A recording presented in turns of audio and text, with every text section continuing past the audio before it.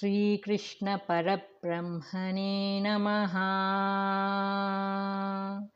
Sri Sadguru Paramatmane Namaha. Sarva Maharshibhyo Namaha. Rajasic pleasure is explained. 38th Shloka. Vishayendriya samyoga dyattadagre mrutopamam pariname vishamiva tat sukam rajasam smrutam. Substance. That pleasure arising from contacts of the sense organs with objects, which is like nectar at first and with which in effect is like poison, is declared to be rajasic. Commentary. Sense pleasures are momentary. They are produced by the contact of sense organs with the material objects. Moreover, the sense pleasures, though they appear sweet and attractive on the surface, lead to pain, sorrow, and suffering in the end. So, Rajasic pleasure is like a cup of poison with a thin film of milk over it. It is dangerous and fatal to seek it.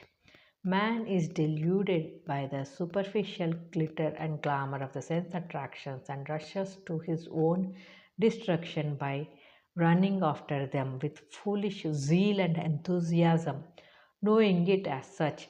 Who will pursue them? Who will love them? Who will hanker after them? The wise man takes the hint from the Lord's command and abandons all unworthy ends and purpose in life.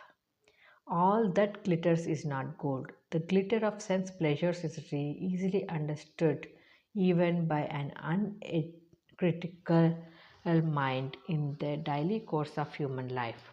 What is necessary is to pause for a moment and inquire into the nature of such pleasure and its consequence.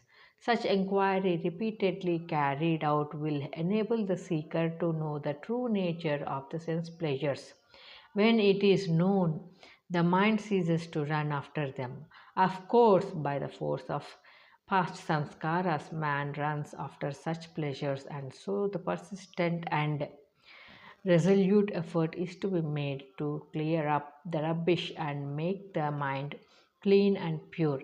Repeated efforts alone can turn the mind back from pursuing external objects. The path may be difficult but not impossible. The Lord will sustain the effort of man and give him the necessary strength. Such is the Lord's assurance to the sincere seeker. No defeat, no despair, no pessimism, no lethargy can overtake the man of steady and unswerving faith. Question. What is the nature of Rajasic pleasure? Answer. It appears sweet as nectar in the beginning and turns out to be poison in the end. Such is the nature of Rajasic pleasure. Tamasic pleasure is declared. 39th Shloka. Yadagre chanubandhe cha sukham mohanamatmanaha nidralasya pramadottam tat tamasamudahrutam. Substance. That pleasure which, arising from sleep, idleness, and error, causes delusion during the enjoyment, and in the sequel, he is said to be tamasic. Commentary. Too much sleep, indolence, heedlessness are the marks of tamasic nature. Such a man lives and dies under the darkest delusion. Ignorance in its worst form clouds their minds, and their actions are like those of beasts.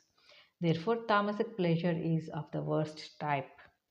Those who crave for it are not men at all. Their life is devoid of understanding. Precious human life is then wasted in beastly pleasures. The seed of ignorance continues to exert its pressure over the man and drives him on from birth to birth every time, drawing man in the downward path of destruction. Therefore, those who are enlightened should follow the Lord's command and abandon all tamasic and rajasic pleasures. Holding on to sattva, man should purify himself and rise to the highest state. Question. What is the nature of tamasic pleasure? Answer. It arises from sleep, indolence, and heedlessness. It causes delusion. During the time of enjoyment and its sequel, it binds man to ignorance and delusion. The Lord declares that there is no being free from these three gunas in the three worlds. 40th Sloka. Natadasti prativyam va divi devi shuva punaha sattvam prakriti jair muktam yadebhi syatrivirgunaihi. Substance. There is no being either on the earth or in heaven or among the devas who is free from these three qualities, gunas, arising from Prakriti, Maya. Commentary. The Lord declared that there is no being anywhere in the three worlds who is free from these three gunas. The gods are also subject to these three gunas. Only the Jivan Mukta transcends these three gunas. So, to go to heaven does not solve the problem of bondage. The Devas are also bound to by three gunas and are not freed from the operation of the law of Prakriti. Sometime or other, they too have to acquire the knowledge of Atma and get liberation. Prakriti Jaihi. From this, it is clear that the source of these three gunas is Prakriti or Maya, ignorance. Contact with any of these three gunas brings man under the power of Prakriti. Therefore, the seeker should transcend Rajas and Tamas by unceasing personal effort, enter the region of Sattva, and thereafter attain the transcendental Atmic state, that is Moksha. Question. From where are born the three gunas? Answer. From Prakriti, Maya. Question. Is there any being free from these three gunas? Answer. No, except the Jivan Muktas. Question. Does this apply to beings in other worlds? Answer. Yes. Even the Devas are subject to the three gunas. People are divided into different castes by the predominance of these qualities in various degrees. 41st Shloka. Brahmana Kshatriya Visham Shudranam cha param tapa karmani pravibhaktani svabhava prabhavair gunaihi. Substance. O Arjuna, works for the different castes, Brahmins, Kshatriyas, and Vaishyas, and Sudras are variously determined according to their nature, born of Prakriti. Commentary.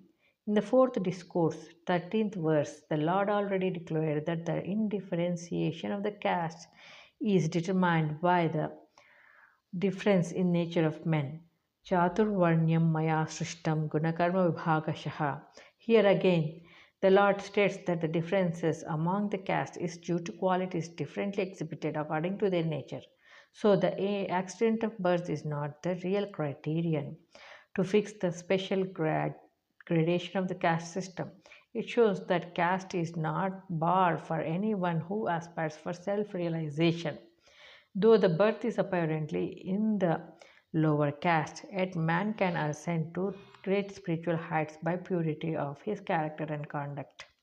The Gita thus throws open the gates of Brahmagnana to all people who are qualified for it by virtue of their inherent predispositions and acquired merit. The accident of birth is of very little significance. Question. How are the four castes formed? Answer. By their qualities. Question. How are the duties of each determined? Answer. By the tendencies with which people are born. Question. Is the caste determined by birth?